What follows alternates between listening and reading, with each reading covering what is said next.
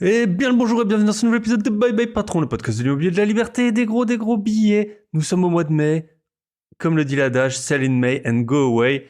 Je sais pas si ça va s'appliquer cette année, mais voilà, on est au mois de mai, c'est le printemps. Et aujourd'hui on va parler de Netflix, d'une série sur Netflix que j'ai regardée avec attention, How to Get Rich, comment devenir riche. Et je vais vous faire l'analyse de mon point de vue des 8 protagonistes de la série. Ça m'a pris du temps, hein. C'est un épisode que je vais enregistrer tout seul, donc ça m'a déjà pris du temps de regarder la série et ça va me prendre du temps de vous la débriefer. Mais voilà, j'ai trouvé que c'était très intéressant cette série sur les finances perso. Ça a parlé, bon, c'était aux États-Unis, donc on va voir les spécificités des États-Unis, ce qui peut s'appliquer chez nous ou non. Mais il y a vraiment plein de bons conseils, qu'on soit aux États-Unis, au Pakistan ou au Japon et bien entendu en France ou en Europe. Il y a plein de conseils qui s'appliquent, peu importe le lieu où vous vous trouvez. Donc il y aura des gros spoils. Si vous voulez voir la série, je vous conseille de pas écouter l'épisode malheureusement. Bien sûr. Après c'est pas une série de science-fiction ou avec un suspense insoutenable. L'idée c'est plutôt de suivre les personnes tout au long de leur du coaching avec le coach perso. Donc voilà, si vous écoutez l'épisode, vous pouvez quand même voir la série, parce que ça va même vous donner envie de regarder la série. Bien sûr, moi, je vais vous faire un épisode d'environ 1 heure, alors que je pense qu'il y a 8 épisodes de 30 à 45 minutes. Donc je pourrais pas vous faire, bien sûr, la retranscription exacte du show. Et puis, bien sûr, je vais vous donner mes conseils, mon avis sur les protagonistes, les conseils qu'on leur donne. Donc voilà. Si vous voulez voir le show, vous pouvez le regarder avant, vous pouvez le regarder après, ou si vous voulez pas passer 4 heures ou 5 heures à regarder un show sur des personnes avec des surendettés aux US, eh ben vous avez juste à écouter cet épisode. Avant de commencer, je vous fais quelques petits updates de ce qui m'arrive avec mes investissements immobiliers. Ça me fait du bien de faire le point. Je pense que c'est utile pour vous. Voilà, vous suivez. Je pense que si vous me suivez, c'est que vous voulez savoir comment ça se passe quand on est investisseur. Soit vous l'êtes déjà et vous reconnaissez dans mes histoires. Soit il y a peut-être des conseils à tirer de mon expérience. Et soit vous voulez devenir investisseur ou avoir plein de lots, les empiler comme des Lego comme j'ai pu faire et vous poser des questions sur ce qu'il arrive. Donc je vous raconte le bon, le moins bon. Alors ce qui s'est passé, c'est que j'avais un appartement qui s'était libéré il y a quelques temps. Enfin en fait, je partais en vacances en plus. Comme vous le savez, sur les appartements avec des beaux meublés, le préavis il est que de 1 mois. J'ai une locataire qui m'appelle, elle me dit bah, je vais partir, je pars dans le sud de la France. Et puis moi j'allais le week-end suivant, j'étais pas là, j'étais à Istanbul. Donc je me suis dit ok, week-end d'après. Donc elle m'avait envoyé le recommandé le 6 avril. Donc moi je pouvais pas y aller avant le 22 avril. Donc je suis allé le 22 avril. J'ai fait des visites et moi, dans 99% des cas, enfin toutes les autres fois en fait, je trouve tout le temps un locataire dans la journée. Je mets une annonce bien en avant. Quand je fais la visite, après je trouve des locataires dans la journée. Il s'avère que là, il y a eu plusieurs choses. Donc vu que j'étais en vacances, j'ai posté l'annonce que le mercredi pour le samedi. Je pensais que ce serait suffisant. Et ça n'a pas été. En fait, les locataires, les candidats que j'ai reçus, j'en ai eu 4-5. Franchement, ils étaient pas incroyables. Donc je me suis dit, tant pis, je vais revenir le week-end suivant. Et en fait, donc le 22 avril, je pense que c'était les vacances en France. Et à mon avis, j'ai eu moins de candidats par rapport à ça. Et aussi parce que j'avais publié l'annonce que le mercredi. Mais j'ai bien vu la différence. En fait, rien que je suis allé dans une boulangerie à la même heure le 22 avril et le 29 avril, si je me trompe pas, c'était samedi. Et bah, le premier week-end, il y avait personne. Le deuxième, il y avait 15 personnes devant moi. Donc voilà, quand vous mettez des annonces, parfois ça mord pas. Souvent, vous êtes trop cher. Souvent, ou votre annonce elle est pas bien rédigée, ou vos photos elles sont pas bonnes. Mais très souvent, c'est que vous êtes trop cher. Mais après, il y a des facteurs externes. Voilà, si vous louez en août, en général, ça se loue beaucoup mieux qu'à d'autres périodes de l'année. Mais comme on n'a que 1 mois de préavis avec le meublé, faut être très réactif. Si vous voulez pas avoir de vacances locatives, et donc j'ai décidé, donc malgré les dossiers que j'avais eu le 22 avril, qui en fait ne me satisfaisaient pas vraiment, c'était pas vraiment les dossiers qui étaient pas satisfaisants, mais c'était plutôt les candidats. Ça m'avait l'air d'être des personnes compliquées, et moi j'ai trop de lots à gérer pour pouvoir gérer les personnes compliquées. Donc j'ai refait les visites le 29 avril, ça s'est très bien passé. J'ai trouvé un locataire qui est rentré au 1er mai, donc on a fait ça super vite, et c'était top. Ensuite, dans l'épisode précédent, donc l'épisode avec Claire Lambert, tout simplement, c'est mon épisode qui a fait le meilleur démarrage. Je sais, je vous le dis assez souvent. Bah forcément, les auditeurs du podcast, ils augmentent. Ils augmentent pas super vite, je dois le dire, mais ils augmentent de semaine en semaine. Et donc l'épisode avec Claire Lambert, il a super bien fonctionné. En 24 heures, j'avais déjà 1000 écoutes. Donc c'était la première fois en fait que j'ai eu 1000 écoutes en 24 heures. Donc merci à vous. Et si vous nous rejoignez, bienvenue sur le podcast de Bye Bye Patron. J'ai plein d'activités. Je suis multi-investisseur. Et j'ai aussi pour objectif de voyager dans 10 pays par an. L'an dernier, j'ai acheté pour 1 million d'euros d'immobilier.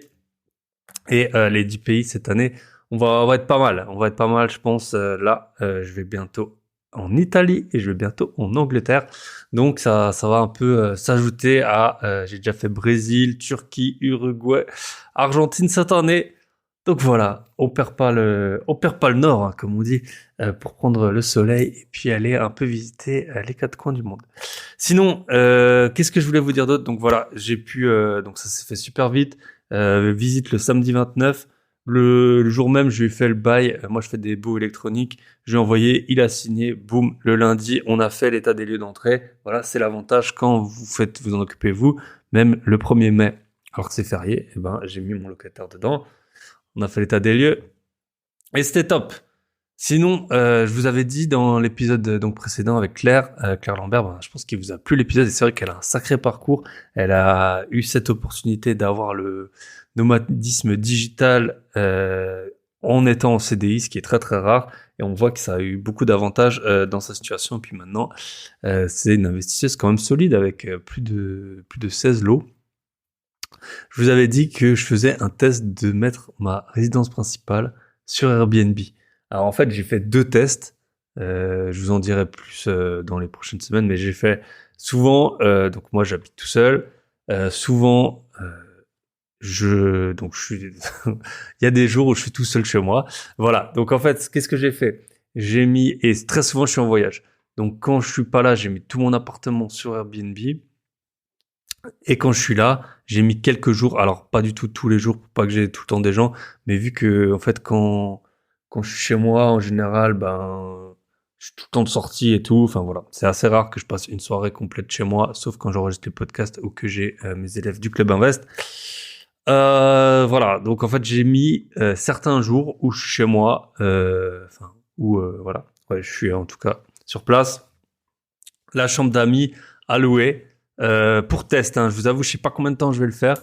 Donc là, je l'ai testé cette semaine. En fait, j'ai eu un invité, puis même parfois ils étaient 2, et c'était vachement cool et c'était super sympa. Ça m'a fait de l'argent. Je les ai vus en tout et pour tout en 4 jours. Je les ai vus, 1 heure. Et voilà, très sympa. Des gars qui venaient un peu qui venaient d'autres pays et tout, donc c'était très intéressant. J'ai beaucoup apprécié l'expérience. Là, c'était un peu un test. Voilà, je regarde un peu le calendrier, combien de jours je mets. Là, j'avais 4 jours, c'était trop, je trouvais. Donc, je vais limiter à 2 jours par semaine où ça arrive que j'ai quelqu'un. Et puis, les week-ends, voilà, j'ai ouvert les week-ends. J'ai des réservations, j'avais quelqu'un ce week-end. Donc voilà, pour moi, vraiment, donc ça a des contraintes, c'est sûr, mais si vous n'avez pas d'argent, ou peu d'argent, ou que vous n'arrivez pas à épargner de l'argent, je pense que c'est vraiment la meilleure solution qui existe en ce moment. Alors bon, si vous avez des enfants, compliqué, mais je connais des personnes, dont Niels, que j'ai eu sur le podcast, qui loue une partie de sa résidence principale sur Airbnb. Si vous êtes célibataire et tout seul, franchement, moi je vous le conseille, allez-y. J'ai pris en une semaine à peu près 1000 euros de réservation. Donc, pas 1000 euros les gens qui ont séjourné, mais 1000 euros de réservation. Et voilà, c'est, je pense, le meilleur moyen d'épargner 1000 euros en 2023 parce qu'en gros, sinon, on a plein de coûts fixes. Et puis là, vous rentrez des gens. Et puis, franchement, en tout cas, ceux que j'ai eu, c'était sympathique. Il y en a peut-être qui vont me saouler. Peut-être que dans 2 mois, j'aurai arrêté. C'est sûr que je vais pas le faire tous les jours, tout le temps chez moi. Voilà, faut aussi se sentir chez soi. J'enregistre les podcasts et tout ça, ça me demande du calme. Mais l'expérience pour l'instant très satisfaisante. On va voir sur le moyen terme. Je sais pas combien de temps je vais faire ça, mais en tout cas, au moins quand je suis pas là, ça me paraît vraiment être une bonne solution pour financer comme je vous l'ai dit plus tôt, je vais dans 10 pays par an. Donc ça fait en fait beaucoup d'argent sur lequel on s'assoit quand on n'est pas là. Moi, je sais pas, il y a bien 100 jours par an où je suis pas là et ça se loue bien 100 euros par jour mon logement. Donc voilà, si vous faites les calculs, ça fait des sous. Sinon, je pense qu'on peut attaquer avec l'épisode. Ah, et puis sinon, si vous voulez apprendre à tout ce que je peux vous proposer, c'est sur mon site www.grosbillet.com. Je peux vous apprendre à négocier. Donc, dans tous mes programmes, toutes mes formations, toutes mes vidéos, vous pouvez toujours, en plus des formations que vous avez un créneau pour m'appeler et discuter de votre situation, de votre projet. Voilà. Je sais que les vidéos, c'est bien beau. On peut apprendre beaucoup de théories avec. On peut apprendre beaucoup de théories basées sur l'expérience par exemple, mon expérience. Ça fait maintenant 10 ans que j'achète des appartements, et puis j'en ai acheté quand même pour quelques millions d'euros. Hein. Et donc voilà, si vous voulez apprendre à négocier, c'est le moment ou jamais. Je pense que ça n'a jamais été aussi simple que depuis 10 ans pour négocier avec la hausse des taux. Si vous voulez savoir comment faire un dossier bancaire en béton, où on a une membre du Club Invest qui a eu des super bons retours de sa banquière, qui a dit qu'elle était très impressionnée. Si vous voulez lancer votre podcast, pour changer de vie, pourquoi pas. Ma vie a énormément changé depuis que j'ai ce podcast. Vous allez sur mon site grosbillet.com, les formations. On n'est pas là on vit pas des formations. Ça soutient le podcast. Ça me fait plaisir de vous appeler, d'échanger et de donner des bons conseils. Et si vous voulez aller à l'étape ultime, vous pouvez nous rejoindre au Club Invest, donc avec mon associé. On a un club dans lequel on aide plutôt les débutants, mais déjà, on va dire si vous avez entre 0 et 10 appartements, vous êtes les bienvenus. On a une place, on essaie toujours d'avoir maximum 10 membres.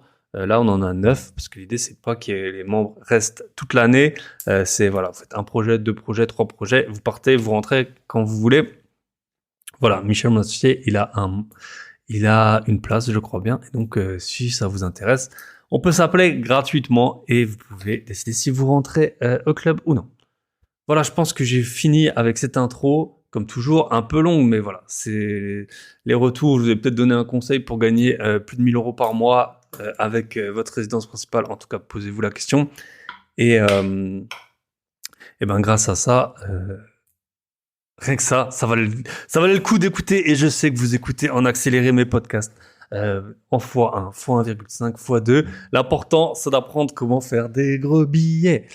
Et donc aujourd'hui, on va attaquer avec la série How to Get Rich sur Netflix.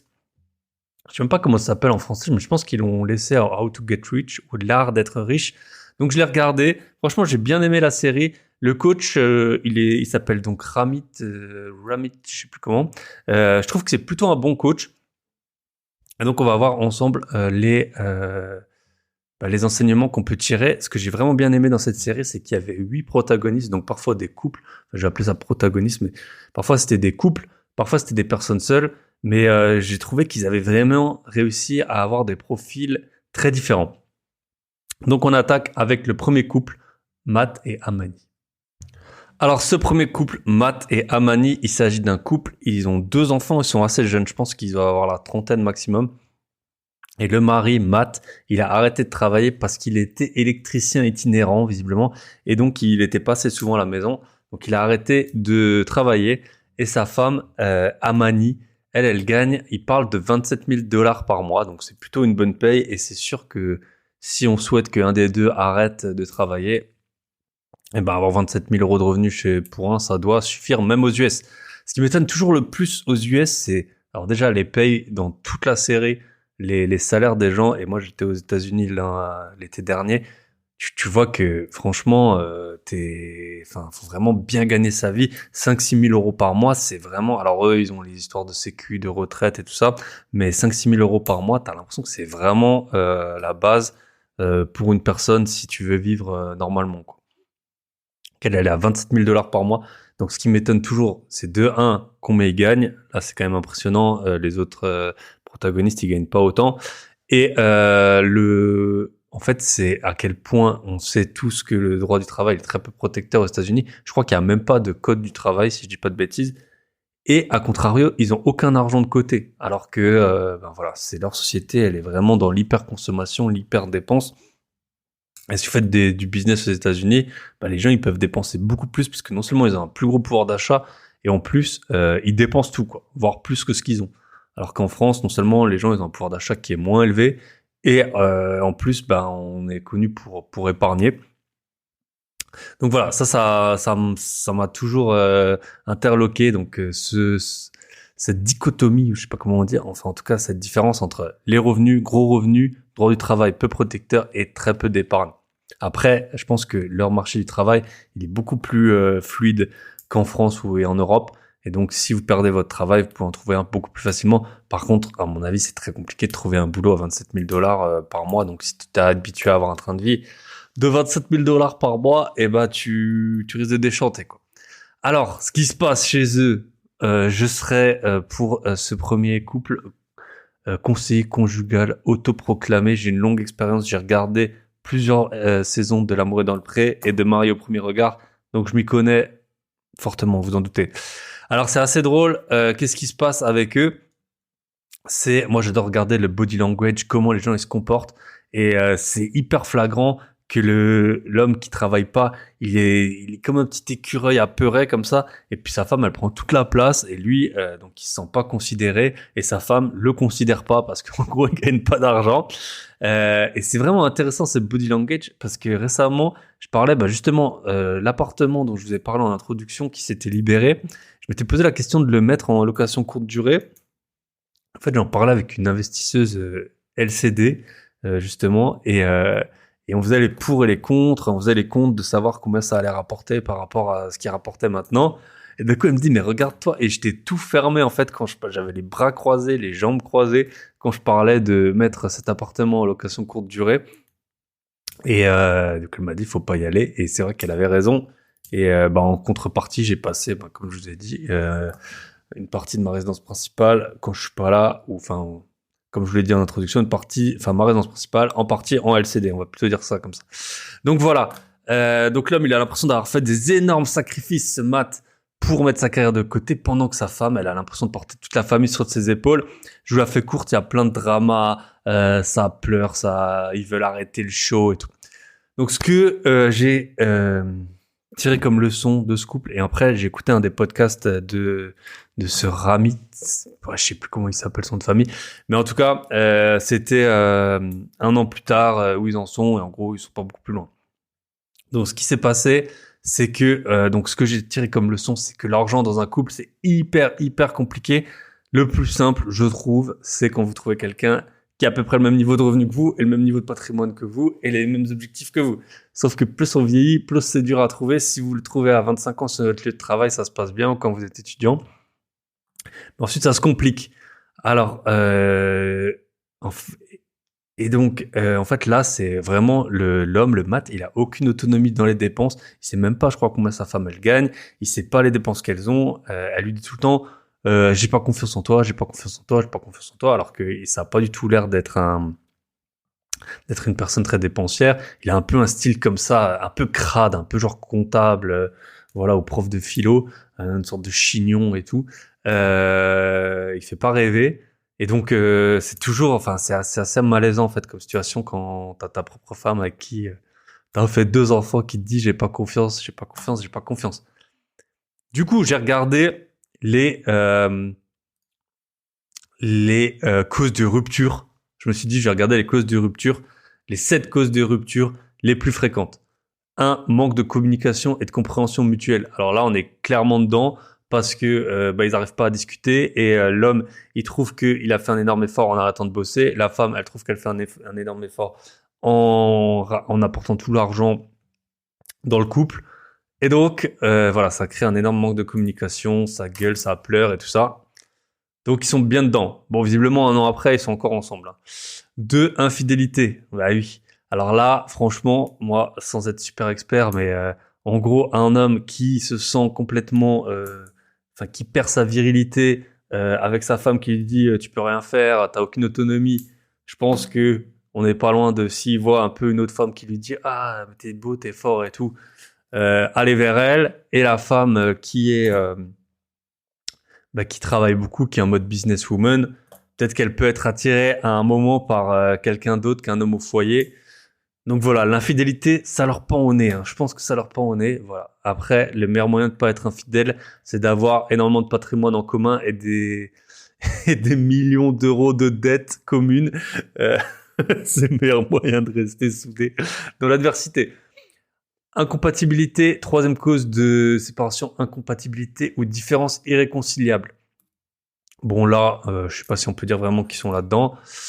Quatrième cause, problème financier. Donc voilà, eux non seulement ils ont pas de thunes, en plus ils savent pas en parler, en plus ils savent pas le gérer, alors qu'ils ont des revenus qui sont énormes. Ça peut vraiment les courir à leur perte. Donc voilà, prenez soin de vos finances, faites des gros billets, c'est le meilleur moyen pour que vous restiez amoureux et heureux toute votre vie ensemble avec votre moitié.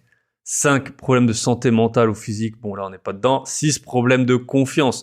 La femme, elle fait que dire je fais pas confiance à Matt, je fais pas confiance à Matt, je fais pas confiance à Matt pour gérer l'argent, alors qu'il s'occupe de ses gosses. Voilà, on est dedans. Et 7 changements de vie majeurs, bah là, ils sont carrément dedans. Il y a eu la naissance des enfants, il y a eu le fait qu'un arrête de travailler, l'autre qui elle fait que prendre du galon. Voilà. Donc, qu'est-ce que je peux vous dire là-dessus? Pour moi, ça sent la rupture. Et là, quand j'ai écouté le podcast 1 an plus tard, ben donc en fait, c'est marrant. Le Matt, ils ont déménagé, je crois. Ils ont acheté une maison beaucoup trop chère. Le Matt, il a fait une location courte durée. Donc, si j'ai bien compris, dans une sorte de guest house qui devait être dans le jardin. Mais il avait toujours pas le droit d'accéder aux finances de la location courte durée. Et puis bon, gérer une location courte durée, ça fait un peu vas-y, je te donne ton truc pour que tu me laisses tranquille. Mais bon, voilà. Franchement, c'était un peu qu'est-ce que j'en ai retenu en fait de cette expérience. Donc déjà, l'argent, c'est toujours un gros problème dans le couple. Pour moi, quand on a des enfants, en tout cas, il faudrait mettre une bonne partie quand même. Il faudrait avoir, enfin après ça c'est mon avis, 3 comptes, un compte pour le mari, un compte pour la femme et un compte commun dans lequel il y a une grosse partie des dépenses qui partent. Là, je crois qu'ils avaient même pas de compte commun, si j'ai bien compris. Donc, en gros, le gars, il avait de l'argent de poche.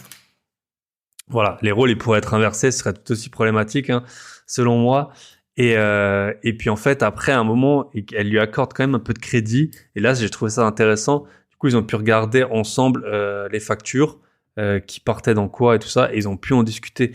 Et en fait, ça, c'est quand vous êtes à deux. Moi, je vois bien avec mon associé. Surtout maintenant, on se voit plus physiquement parce qu'il est au Canada. Il faut en fait faire le point de temps en temps parce que sinon, on ne sait pas pourquoi. Enfin, on a l'impression qu'on a bien réparti les tâches et nous, 90% des tâches, elles sont bien réparties.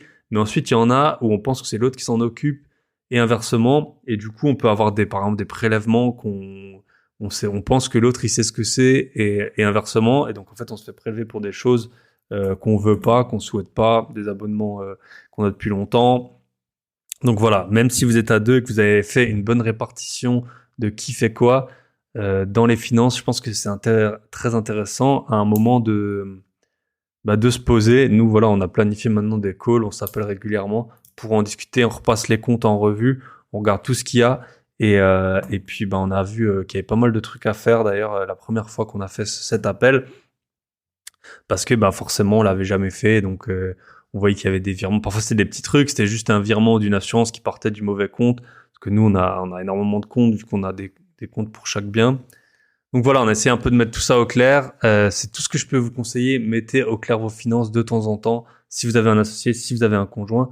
Et ensuite pour l'argent, franchement, quand il y a des énormes différences de revenus, alors là, vu qu'ils ont les enfants, pour moi, en tout cas, il faudrait faire quasiment tout en commun, vu qu'il y en a un qui s'occupe des enfants et puis l'autre qui ramène l'argent.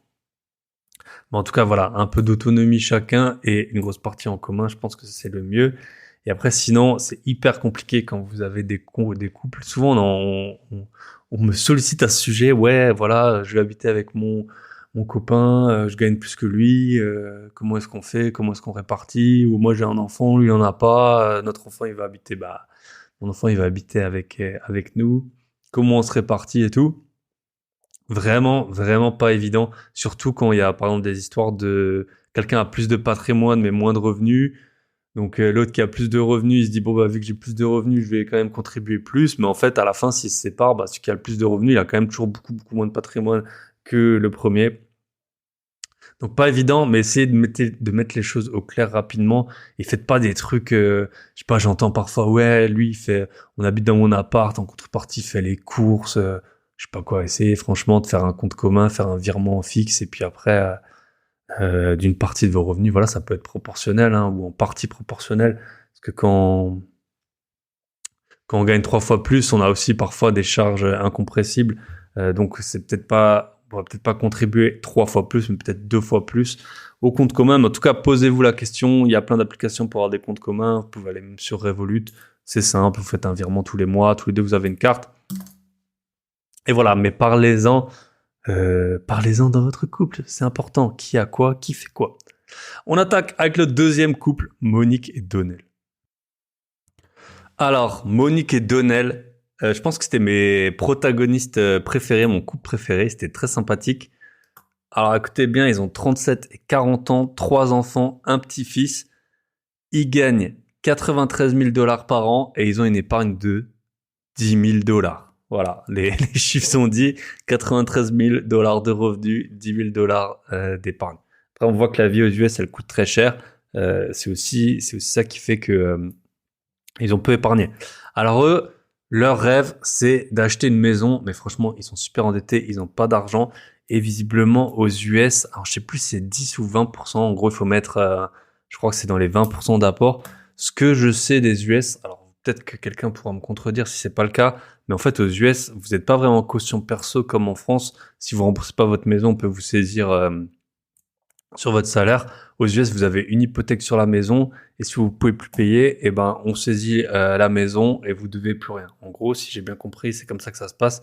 En tout cas, voilà, la garantie, elle est sur le bien et pas forcément sur vos revenus. Donc, ça explique forcément qu'il faut mettre de l'apport parce que, en gros, la banque, elle a que ça comme garantie. Je suis pas sûr et certain que ça se passe exclusivement comme ça, mais en gros, c'est comme ça que ça dans les grandes lignes, c'est comme ça que ça se passe. On va dire en tout cas que le bien est beaucoup plus important que votre situation, alors que en France et en Europe en général, c'est plutôt votre situation qui est plus importante que le bien. Vous pouvez vous pouvez surpayer un bien si vous avez des revenus suffisants. La banque, elle va pas forcément vous embêter. Alors qu'aux US, vu que c'est la seule garantie, souvent ils font venir d'ailleurs un évaluateur, je crois, pour s'assurer que la maison, elle vaut bien ce que vous payez, ou en tout cas ce que vous empruntez. Donc voilà, la maison, le rêve de beaucoup. Alors, je sais pas si c'est le vôtre ou non, ça dépend, je pense, où vous habitez, enfin, ça dépend de plein de facteurs. Personnellement, moi, la maison, j'aurais pas du tout le temps de m'occuper d'une maison. Donc, même si je pouvais payer une maison, c'est vraiment le jardin, tout ça, les trucs, la chaudière qui tombe en panne, les inondations et tout ça. C'est vraiment pas un truc qui m'attire, mais je peux comprendre que c'est le rêve de beaucoup. Et aussi, moi, je suis pas souvent chez moi, comme je vous l'ai dit en introduction. Donc, si c'est pour rentrer, faut tourner de la pelouse, faut passer le Karcher dans l'allée, tout ça, repeindre le garage. Et voilà, ça m'attire pas du tout. Mais bon, je peux comprendre, et surtout quand on a 3 enfants et un petit-fils, que c'est un peu que ça puisse être un objectif. En tout cas, ça pose la question de la résidence principale. C'était pour ça que je voulais aborder le sujet. Être propriétaire ou non de sa résidence principale, on en parle souvent. Il y a eu pas mal de discours. Au début, ça a été un peu la mode de dire que c'était pas forcément utile d'être propriétaire de sa résidence principale. Alors, je vais vous dire mon point de vue. Si vous habitez en France, si vous habitez ailleurs, je pense que c'est vraiment différent. Mais en fait, en France, le problème qu'on va avoir, c'est que c'est compliqué de louer dans plein de cas. En fait, si vous n'êtes pas en CDI, en gros, ça va être super compliqué d'avoir un logement. Je vous explique là, l'appartement que j'ai mis en location, il y a quelqu'un qui m'a écrit, il gagnait 2400 € de chômage par mois. 2400, l'appartement, je le louais 600. 2400 € de chômage par mois. Il m'a dit qu'il a encore 450 jours de chômage. Il m'a envoyé les justificatifs. Et en fait, il avait pour projet d'ouvrir une société. Et c'était une société qui avait l'air de tenir la route. C'était pas un truc CBD ou je sais pas quoi. Et il dit qu'il trouvait pas de logement. Et forcément, il trouvait pas de logement parce que il était pas éligible à visa. Il avait pas de garant. Il m'a dit que sa mère, elle était malade et tout, je sais pas quoi.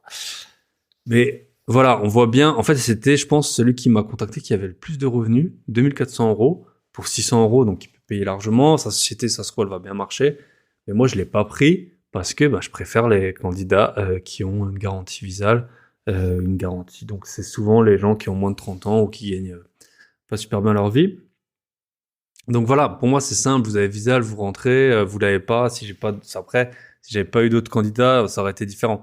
Mais ça m'a quand même, mis la puce à l'oreille de, même si, en fait, dès que vous êtes, Si vous avez pour projet à un moment, si à ce moment vous êtes en CDI et vous avez pour projet de lancer votre société, de vous mettre à votre compte, etc., acheter sa résidence principale, je pense que c'est vraiment indispensable parce qu'après vous allez trouver aucun logement.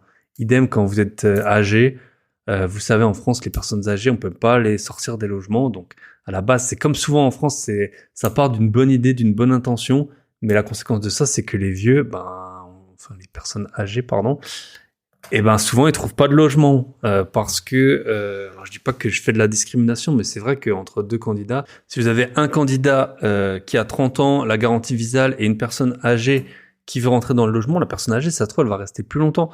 Mais le problème, c'est si vous avez déjà un appartement qui a pris de la valeur. Maintenant, vous avez acheté un appartement 50 000 euros, maintenant il en vaut 100 000. Nous, c'est le cas avec mon associé, on a un appartement comme ça. Et on avait eu à un moment une candidate qui avait, je sais plus, 70 ans. Et sauf que cet appartement, on savait pas si on allait le garder ou le vendre. Et si vous vendez un appartement à louer, ça a beaucoup moins de valeur parce que vous pouvez pas le vendre pour des gens qui veulent habiter dedans. Voilà, plus compliqué en tout cas dans plein de points de vue. La rentabilité, elle est bonne quand on l'a payé 50 000 euros, mais quand on l'a payé 100 000, elle est pas super. Donc tout ça fait que avoir un locataire qu'on peut pas sortir, ça peut vous pénaliser. Sauf si c'est un appartement, par exemple, vous avez refait, vous voulez le garder longtemps et dans une bonne copro et tout. J'en ai un comme ça que j'ai acheté récemment. Là, ça m'aurait pas embêté d'avoir quelqu'un pour longtemps, mais sinon, vous êtes bloqué avec ce type de locataire. Donc ça fait que quand vous allez rechercher des logements, si vous êtes âgé, en plus si vous êtes âgé, peut-être que vous connaissez pas les bons... maintenant, peut-être vous n'allez pas directement écrire sur le bon coin et tout ça. Ça fait que ça complique énormément votre situation. Donc ce que je peux vous conseiller, si vous avez pour projet d'être âgé un jour, non mais en tout cas de vous lancer dans l'entrepreneuriat, être freelance, changer de métier, changer de pays, acheter sa résidence principale, ça peut être vraiment une très très bonne idée. Ou alors, ce que vous pouvez faire, ce que j'ai fait moi, je sais pas si un jour je vais rentrer en France, mais je sais que j'ai un appartement qui se prêterait bien au fait que si un jour je rentre en France, je pourrais habiter dedans. Donc j'ai acheté un appartement, je l'ai un peu surpayé. Je me suis pas basé que sur la renta pour celui-là, je me suis basé sur le lieu, tout bête qu'il ait un parking. Moi, si je peux pas me garer juste devant chez moi ou juste en bas de chez moi et que je dois chercher une place tous les soirs pendant 10 minutes, c'est inconcevable. Donc en fait, j'ai acheté un appartement où je sais si un jour il y a un problème, si un jour il y a un problème et je dois rentrer en France. En tout cas, si je veux rentrer en France un jour, je sais que je peux loger là-dedans. Et c'est vraiment la recommandation que je peux vous donner par rapport à donc ces personnes-là qui veulent acheter leur propre maison. En tout cas, essayez d'avoir soit une résidence principale là où vous habitez, surtout dans les villes où c'est pas cher, où l'immobilier est pas cher. Si vous venez, je sais pas, d'Orléans et que vous habitez à Paris en ce moment, acheter à Paris, c'est peut-être pas une bonne idée, mais peut-être acheter quelque chose à Orléans pour vos vieux jours si vous voulez retourner là-bas ou que sais-je. Ça peut vraiment changer votre vie plus tard. Donc réfléchissez toujours à, voilà, j'habite à un endroit X, à la limite, c'est pas grave de pas être propriétaire de l'endroit où j'habite, mais réfléchissez toujours à, dans 10 ans, dans 20 ans, je vais habiter où? Et donc avoir un appartement qui existe pour ça, ça peut vraiment être très utile. Après, vous avez toujours l'autre possibilité de vous dire, j'achète que des appartements que je loue, et puis si vraiment un jour je trouve plus de logement, je vends un appartement et avec l'argent, j'habite ailleurs. Mais avoir un appartement payé dans un endroit où vous pouvez habiter, c'est vraiment utile. Voilà, si vous êtes, je sais pas, si vous venez du Grand Est comme moi et que vous avez acheté à Narbonne ou à Béziers parce que c'est rentable et que vous connaissez personne là-bas, pas vous dire si un jour il y a un problème, je vais habiter à Béziers. Non, vous connaissez personne, vous n'avez pas envie d'habiter là-bas. Donc voilà, posez-vous la question, où est-ce que je vais habiter dans 5 ans, dans 10 ans, dans 20 ans? Est-ce que j'ai une solution de repli si personne veut me louer d'appartement? Et pourquoi est-ce que personne vous louerait d'appartement? Parce que vous n'avez pas un CDI. En gros, c'est ça. Et parce que vous n'avez pas de garantie ou de garant ou vous êtes trop âgé. Après, ce que je retiens des deux, là, de Donnel et Monique, je crois ouais. En fait, ils avaient un garde-meuble. Alors, le garde-meuble, déjà, je retiens, ils sont hyper consommateurs. Elle a lancé sa société, ça fonctionne bien. Qu'est-ce qu'elle fait? Elle fait un bon mois, elle achète un sac à $1 500. Différence avec la France, après elle va le ramener, visiblement aux US, tu peux beaucoup plus facilement ramener les articles, tu le vois souvent dans les films et tout. Et lui, il s'achète, soi-disant c'est pour le boulot, mais il s'achète, je sais plus, 5-6 jeans et des paires de baskets à foison sur Amazon. quand on voit les budgets des gens sur Amazon aux US, ça fait assez peur, hein. C'est vite du 2000 $ par mois. Je pense qu'ils se font aussi livrer de la nourriture et tout ça peut-être, mais c'est assez impressionnant l'argent qu'ils dépensent sur Amazon. Ce que je retiens, donc déjà, ils sont hyper consuméristes, mais bon, ça, c'est la société américaine qui veut ça. Et bon, en France, je pense qu'il y a quand même des gens qui sont aussi un peu là-dedans. Mais surtout, et ça, je pense qu'il y a presque tout le monde qui est concerné, ils ont trop d'objets. Eux, carrément, ils louent un garde-meuble pour 400 $ par mois. Donc, ils ont 10 000 $ d'épargne, y compris leur plan retraite complémentaire, pas leur plan. Si j'ai bien compris, aux US, il y a quand même un plan retraite, plus un plan retraite du style PER en France. Euh, un plan de retraite individuel. Ça s'appelle un 401k, je crois. 401k. Un truc comme ça. Et en tout cas, donc ça, les 10 000 $ qu'ils ont d'épargne, il y a genre 8 000 qui est sur leur compte épargne retraite. Donc, en gros, ils ont 2 000 $ vraiment, vraiment de côté et ils louent un garde-meuble pour 400 $ dedans par mois. Et dedans, il y a que des affaires qui servent à rien. Le garde-meuble, c'est un méga bon business. C'est vraiment une machine à cash. Moi, dans mon vrai travail, j'ai travaillé avec une société dont c'était l'activité. J'ai vu les comptes, j'ai vu la renta. C'est un truc de malade. Ça crache à fond. C'est assez cher en fait, hein. C'est plus cher de louer des mètres carrés souvent dans ces garde-meubles qu'un studio dans une ville de province, alors que c'est juste un garde-meuble. Les gens, une fois qu'ils ont loué, ils veulent plus s'en débarrasser. Ils veulent pas vider le truc. Voilà, c'est hyper pérenne. Si vous êtes le loueur, vous êtes bien. Si vous êtes le locataire, franchement, c'est la plaie. Et du coup, en fait, ils montraient à un moment, en gros, ce qui avait le plus de valeur dans leur garde-meuble, c'était un micro-ondes à 60 $. Donc, ils louaient 400 $ par mois pour un micro-ondes à 60 $. Au moment, le Ramit, là, donc le coach, il leur dit, mais combien de temps vous allez mettre pour tout vendre? Il leur dit, ils répondent, ouais, on a besoin d'au moins 3 mois. Mais lui, il dit, mais vous pouvez pas passer 3 mois pour vendre que des vieilleries. Vous avez déjà payé 1200 $ de location en 3 mois. Débarrassez-vous de toutes les affaires. Donc, et c'est ce qu'ils font. Ils font une sorte de marché aux puces à un moment de la série. Donc, ce que je peux vous dire, moi, c'est la technique que j'utilise quand il y a des affaires dont je veux me débarrasser. Là, j'ai déménagé il y a pas longtemps et c'est hallucinant les affaires qu'on a. On se rappelle même plus tout ce qu'on a. Et pourtant, quand on voyait mon appartement, il avait l'air assez dépouillé. Et puis après, on ouvrait les placards. J'avais plein de trucs. J'avais une cave qui était assez grande et tout. Qu'est-ce que j'ai fait, en fait, et j'ai déjà fait plein de fois, quand je veux me débarrasser d'un truc, je le mets hyper pas cher sur Le Bon Coin ou Facebook Marketplace. Style, j'avais 4 jantes pour mon Audi qui étaient rayées et tout. C'était pas des jantes Audi, hein. Je les ai mis à 50 €. J'ai un gars qui est venu dans la journée. En fait, j'en avais même 8. J'avais 4 jantes été, 4 jantes hiver. Il est parti avec tout et c'était réglé. Franchement, rien que les porter, c'était au moins 2. Enfin, c'était la galère. Le gars, il était super baraque. Il m'a même donné une bouteille de crément. Donc voilà, pareil, on m'avait offert une tireuse à bière il y a quelques années. Je m'en étais un peu servi quand j'avais des potes qui venaient, mais bon, voilà, qu'est-ce qu'on va faire d'une tireuse à bière? Boum, je l'ai mis, 50 €, c'est parti dans la soirée. Donc quand vous avez des objets bah voilà, dont vous servez pas, je sais que c'est horrible d'aller à la déchetterie, vous faites gueuler dessus, vous savez jamais dans quel bac c'est et tout. Donc forcément, faut y aller à la déchetterie de temps en temps. Mais sinon, brader les objets sur le bon coin. Essayez pas d'en tirer les 10 € de plus. Moi, j'avais essayé avec une console, une PlayStation 4, je me souviens, de la vendre au meilleur prix. Puis en fait, 2 ans après, je l'ai toujours cette console parce que j'avais pas voulu négocier suffisamment. Donc, mettez les objets pas chers. Il y a des gens, c'est hallucinant, il y a des gens, ils cherchent, ils sont tout le temps là à chercher les objets pas chers. Et faites en sorte de vous en débarrasser. Ça vous fera du bien à l'esprit, ça vous fera du bien même. C'est pour prendre 50 €, vous pouvez aller au resto avec ça. Et ça vous fera plaisir. Mais en tout cas, simplifiez au maximum. Et surtout, ne payez pas pour du stockage. Ou alors, il faut que ce soit hyper temporaire. Dites, ouais, pour 1 mois, 2 mois, là, je déménage entre 2 trucs. Et ensuite, vous le rendez direct. Payer pour du stockage, c'est horrible. Et moi, je sais pas si je vais le faire, mais j'ai des appartements avec des caves et je me tâte à les louer à part parce que je suis sûr que ça se louerait trop bien. Enfin, je sais pas, peut-être 30-40 € par mois. Et, euh, et les gens, après, une fois qu'ils ont mis leurs affaires, à mon avis, ils gardent ça des années.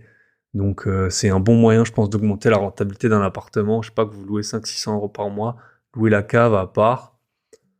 et ben, c'est pas ça qui va faire que vous louez ou pas, je pense, que le fait qu'il y ait une cave. Mais par contre, si vous louez à part, le truc, ça, bah, ce sera un bon business. Après, faut voir ce qu'ils mettent dans les caves. Pas que ce soit des autoradios volés ou des trucs comme ça. Mais voilà. Simplifiez au maximum. Ne vous encombrez pas avec trop d'objets si possible. Et vendez si nécessaire.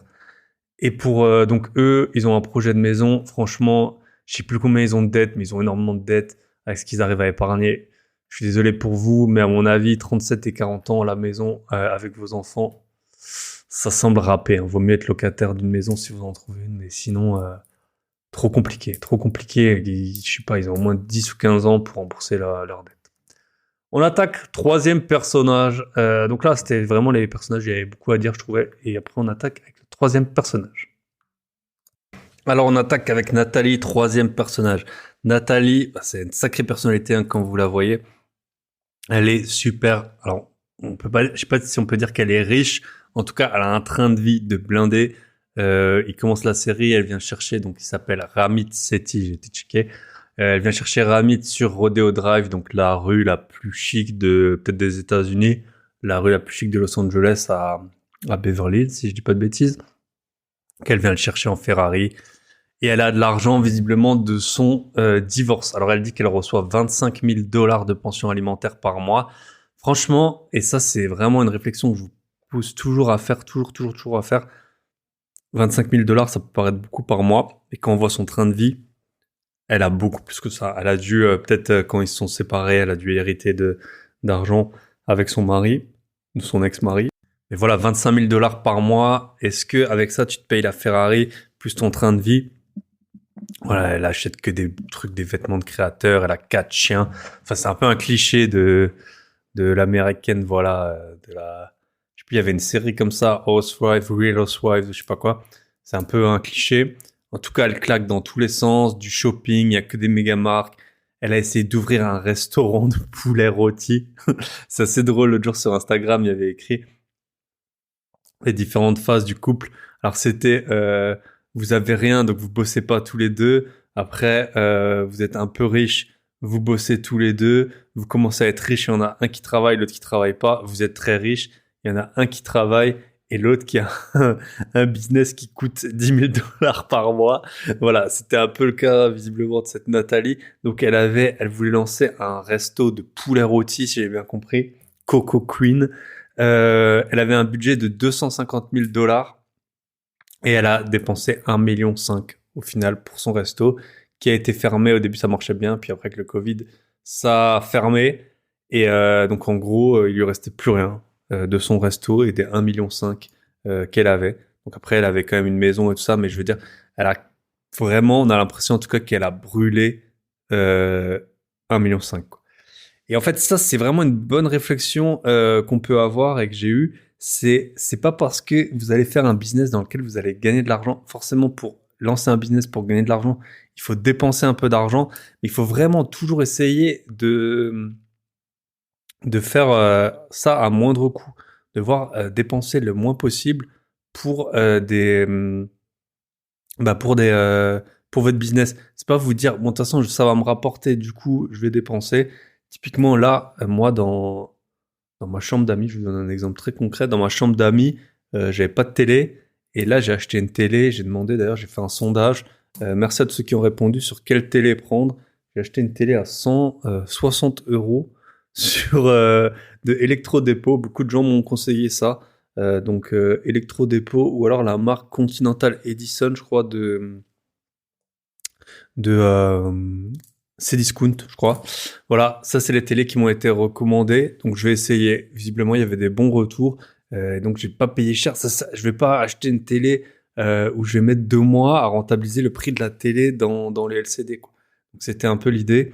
Et il faut toujours se poser la question, voilà, quand vous lancez un business, il y a des outils qui sont utiles, des outils en ligne et tout ça.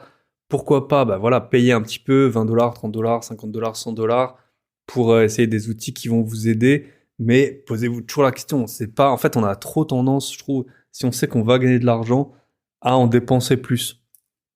En se disant, ouais, ben voilà, de toute façon, je vais gagner, donc il faut bien investir. Enfin, voilà, on est vraiment dans l'idée investir pour avoir du retour. Bien sûr, c'est ce qu'il faut faire, mais toujours maîtriser les coûts, parce que sinon vous allez mettre des mois, des années, etc. à récupérer l'argent. Idem quand vous avez un appartement en location longue durée meublé, que vous posez la question de faire de la location courte durée, souvent ça nécessite un investissement. Toujours bien mettre les chiffres pour regarder est-ce que si je dépense 8-10 000 euros pour refaire l'appartement, je vais réussir à le rentabiliser avec ma location courte durée. Très souvent la réponse est non. Une fois qu'on a mis tous les chiffres l'un derrière l'autre. Donc voilà, faites toujours bien attention quand vous lancez un business à combien ça vous coûte et pas juste combien ça va vous rapporter. En plus, combien ça va coûter, on a la maîtrise dessus. Combien ça va rapporter, elle, son resto de poulet rôti. Lui, il demande de faire un business plan. Ok, on peut faire un petit business plan, mais dans tous les cas, on ne sait pas s'il va y avoir 10 clients, 20 clients, 30 clients, 100 clients, même si on peut toujours essayer d'en faire plus. Mais dans ce type de business, on ne sait pas vraiment les revenus, combien ça va être, et ça peut varier. Et puis s'il fait chaud, s'il fait froid, etc. En fonction des jours, vous allez avoir plus ou moins de clients. Donc maîtriser les coûts, c'est le plus important. Et ensuite, voir comment augmenter le chiffre d'affaires tout en limitant les coûts. Ce qu'on peut retenir aussi de cette Nathalie, c'est qu'à un moment, elle a vendu sa maison. Je crois qu'elle l'a vendue 2 millions de dollars, si je dis pas de bêtises. Donc au début, parce qu'en fait, voilà, elle disait que ça coûtait trop cher la maison, etc. Le Ramit, il était assez content de fait de cette décision. Puis en fait, il s'est rendu compte de quoi. Après, elle l'appelle, qu'elle lui dit ouais, j'ai trouvé une autre maison. Je vais racheter une maison parce qu'en fait, quand j'arrive pas à trouver de location pour mes 4 chiens. Donc là, c'est vrai. Bon, après, on est dans des autres budgets, mais c'est un peu comme je vous disais avec la résidence principale. Bah voilà, si vous avez 4 chiens, ça va être chaud de trouver une location. Idem, si vous êtes si vous voulez absolument une maison, une piscine, un jardin, tout ça, c'est des biens qui sont assez difficiles à trouver en location dans plein d'endroits. Donc, alors ça peut être une niche si vous voulez louer, mais sinon, parfois, en fait, il faut être obligatoirement propriétaire pour avoir ce type de logement. Typiquement, des logements avec piscine, personne n'est prêt. Une piscine, je sais pas combien ça coûte.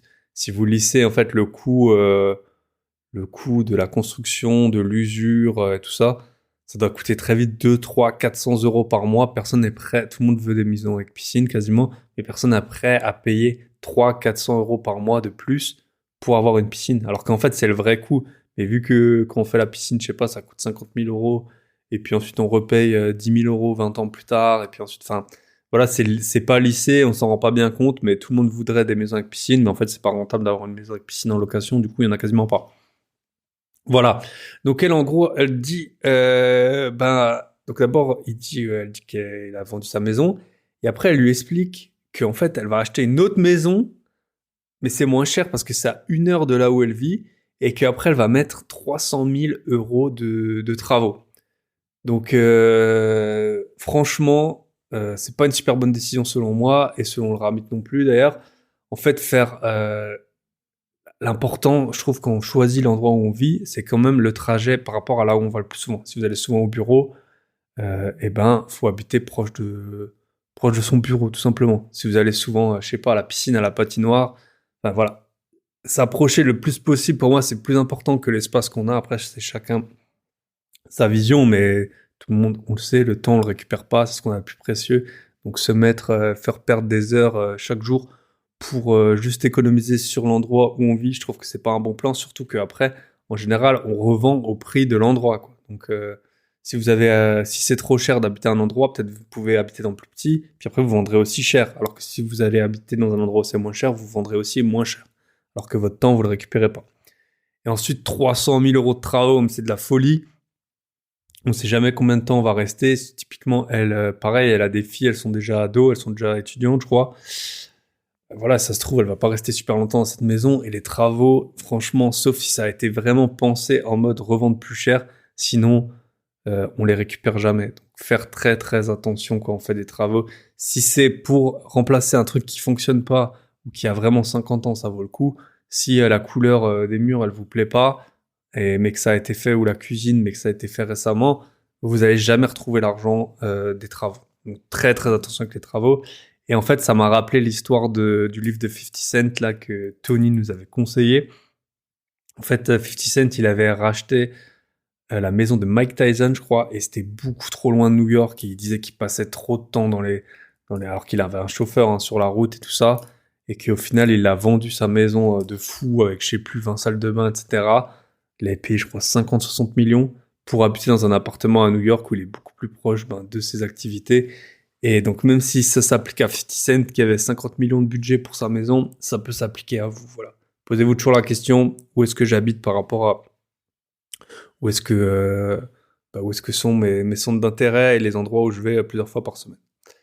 Et ensuite, deuxième point, donc en fait, elle voulait mettre une partie de l'argent de sa maison donc dans la nouvelle maison, de la vente de sa maison. Et le deuxième point, c'était elle voulait confier de l'argent à un conseiller financier qui se payait avec une somme de la... Apparemment, c'est assez courant aux États-Unis, en France aussi, je suppose. Hein. Mais en gros, il se paye avec un pourcentage de la somme confiée, visiblement 1% de la somme.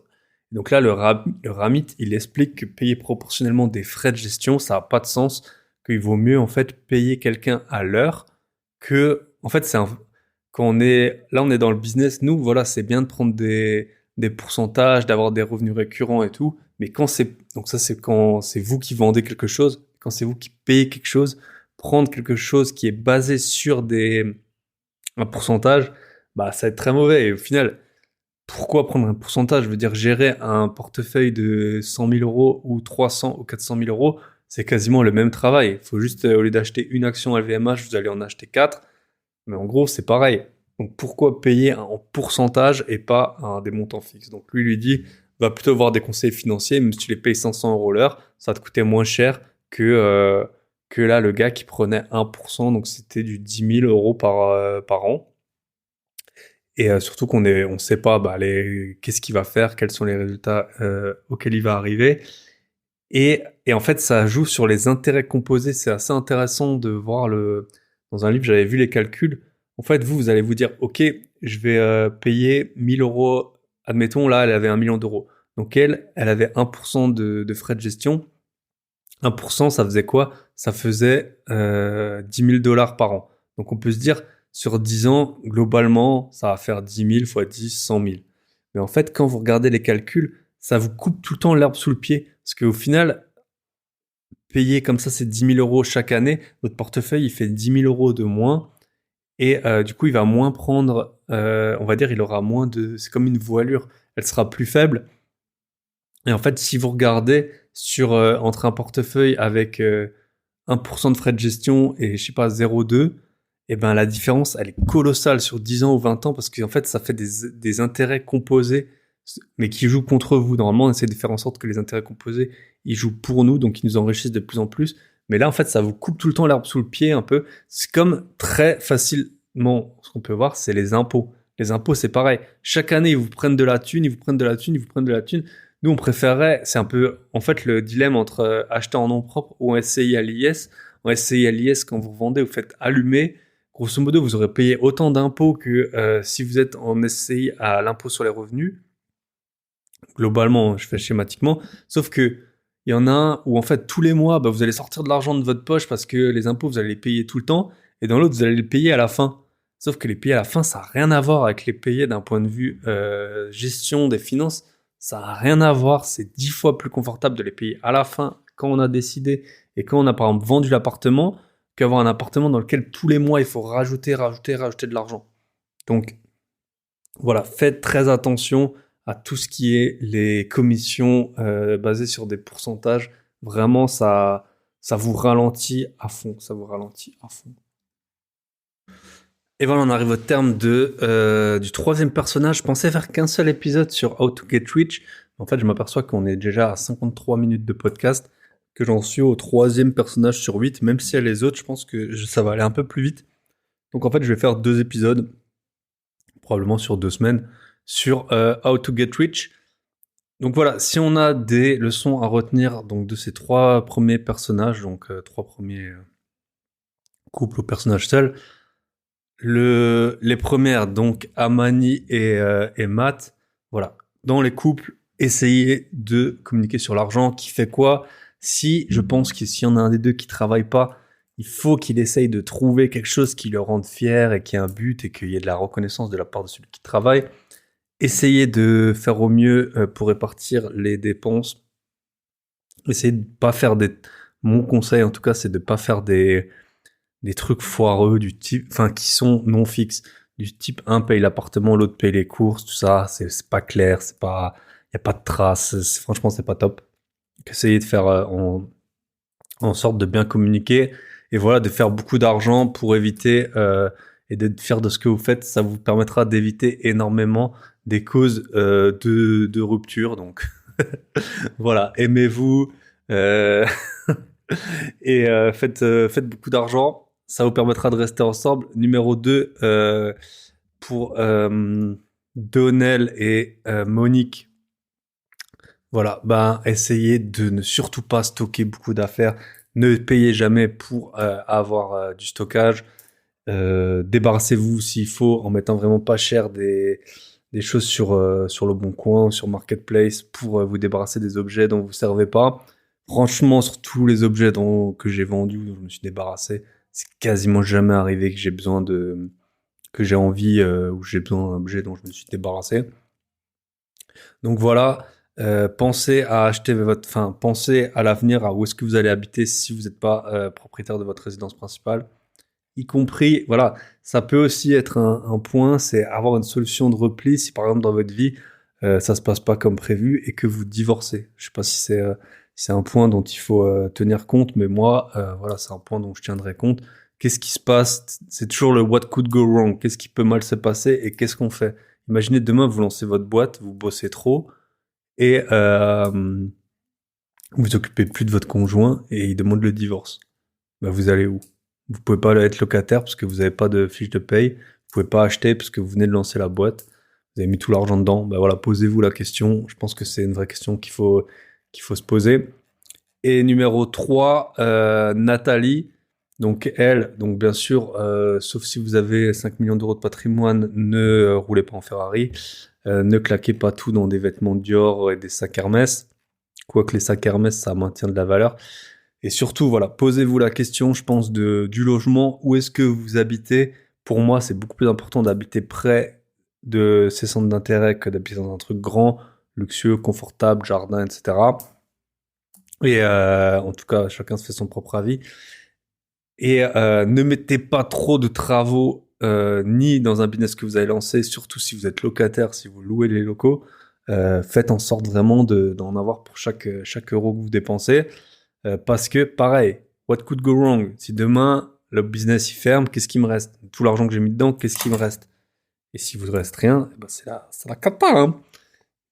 Pareil, donc dans les logements que vous achetez, si pour votre résidence principale, on a vite tendance à s'enflammer, la salle de bain, la cuisine à 30 000 euros.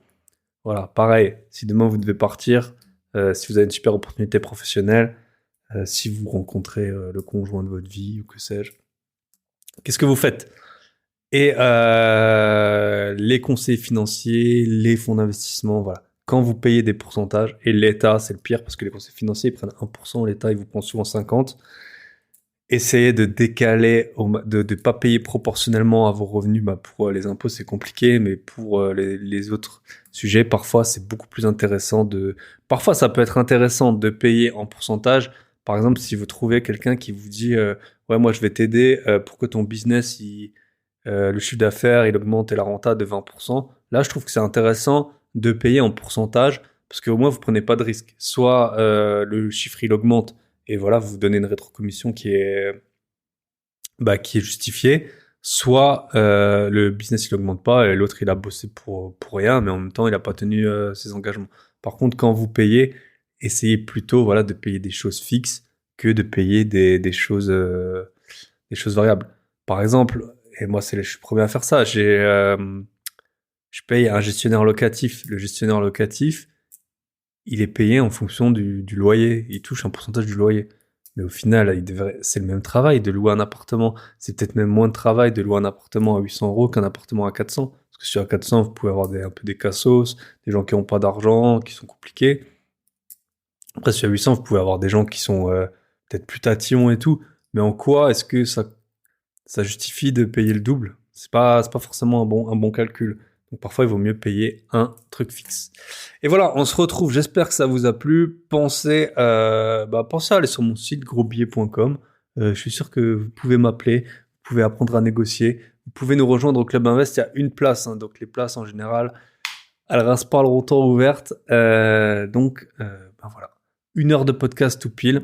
Et pensez, si vous voulez, à commenter, à liker, à partager sur Instagram, sur tous les réseaux que vous voulez. Je vous souhaite une très bonne semaine avec How to Get Rich et on se retrouve la semaine prochaine avec l'épisode numéro 2. Bye bye.